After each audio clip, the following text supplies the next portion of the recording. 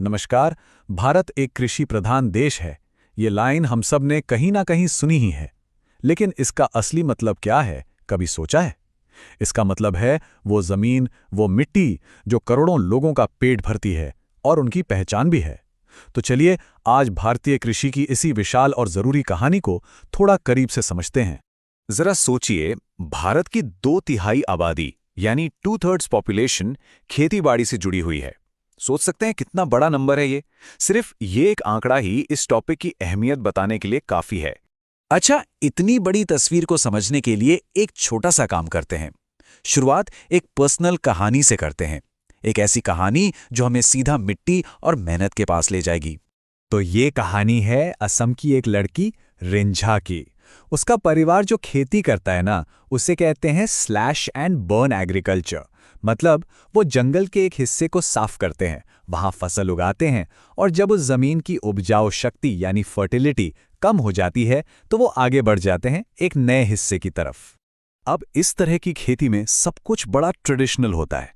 पुराने औजार इस्तेमाल होते हैं, पूरा परिवार यहां तक कि पूरी कम्युनिटी मिलकर काम करती है।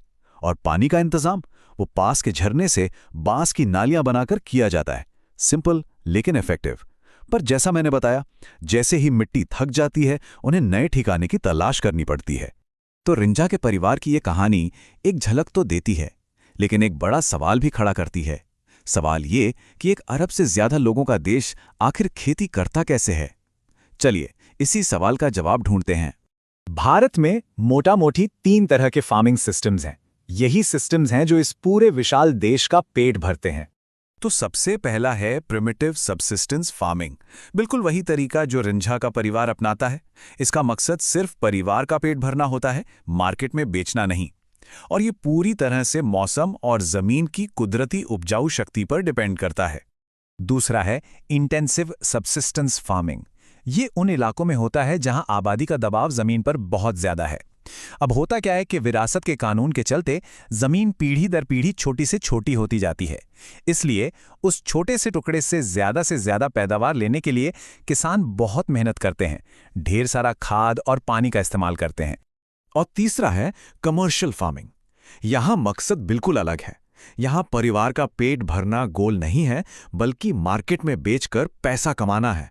इसमें मॉडर्न चीजें जैसे हाई यील्डिंग वैरायटी यानी HYV सीड्स, फर्टिलाइजर्स, पेस्टिसाइड्स, इन सब का खूब इस्तेमाल होता है। अच्छा, इसी कमर्शियल फार्मिंग का एक स्पेशल टाइप है प्लांटेशन एग्रीकल्चर। सोचिए, एक बहुत बड़े एरिया में दूर दूर तक सिर्फ एक ही फसल, जैसे असम में चाय के बागान या कर्नाटक में कॉफी।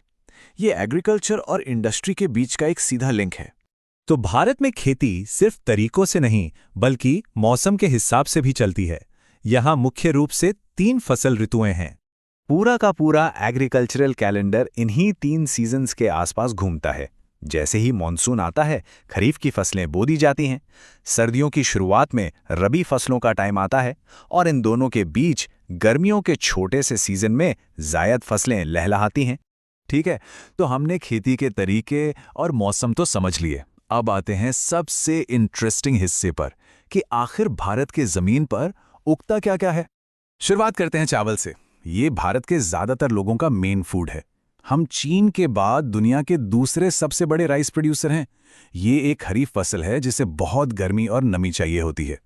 चावल के बाद नंबर आता है गेहूं का, देश की दूसरी सबसे जरूरी अनाज की फसल। ये नॉर्थ और नॉर्थ वेस्टर्न इंडिया का मुख्य भोजन है और एक इम्पॉर्टेंट रबी क्रॉप है।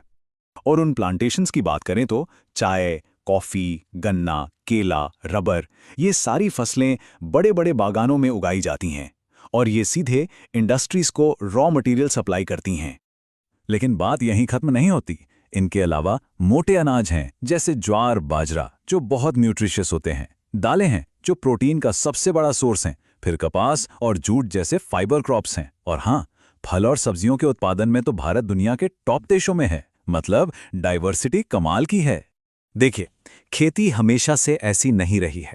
वक्त के साथ बढ़ती आबादी की जरूरतों को पूरा करने के लिए इसमें कई सुधार और बदलाव हुए हैं। एक पूरी क्रांति हुई है, कह सकते हैं। आजादी के बाद ना एक बहुत बड़ा चैलेंज था खेती को डेवलप करना। जो पुराने तरीके थे वो बढ़ती आबादी का पेट भरने के लिए काफी नहीं थे। इसलिए जरूरत महसूस हुई टेक्नोलॉजिकल और इंस्टीट्यूशनल सुधारों की। तो ये सुधारों का सफर ना कई दशकों में फैला हुआ है। आज़ादी के ठीक बाद फोकस था जमीनी सुधारों पर, जैसे जमींदारी प्रथा को खत्म करना। फिर आए 60s और 70s, और इन दशकों में ग्रीन रेवोल्यूशन और व्हाइट रेवोल्यूशन ने देश में खाद्य उत्पादन की पूरी तस्वीर ही बदल दी। इसने देश को आत्मनिर्भर तो बनाया, लेकिन इसके कुछ साइड इफेक्ट्स भी हुए, जैसे जमीन के नीचे पानी का लेवल गिरना और मिट्टी की क्वालिटी में कमी, जो आज एक नई चुनौती है। फिर 80s और 90s में किसानों को और मजबूत करने के लिए कई बड़े इंस्टीट्यूशनल सुधार लाए गए। आज की तारीख में सरकार किसानों को कई तरीके से सपोर्ट करती है।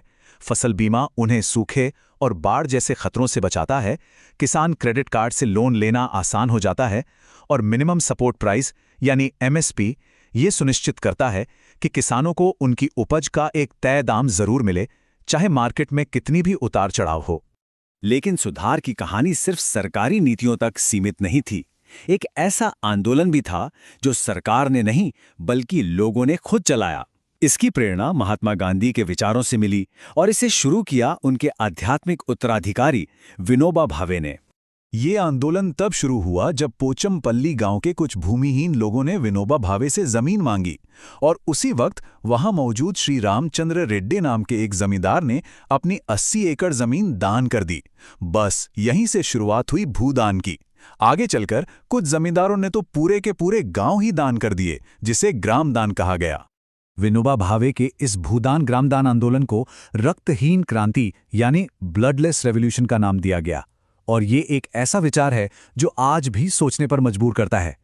क्या बड़े से बड़ा सामाजिक बदलाव बिना किसी हिंसा के सिर्फ दिलों को जीतकर हासिल किया जा सकता है?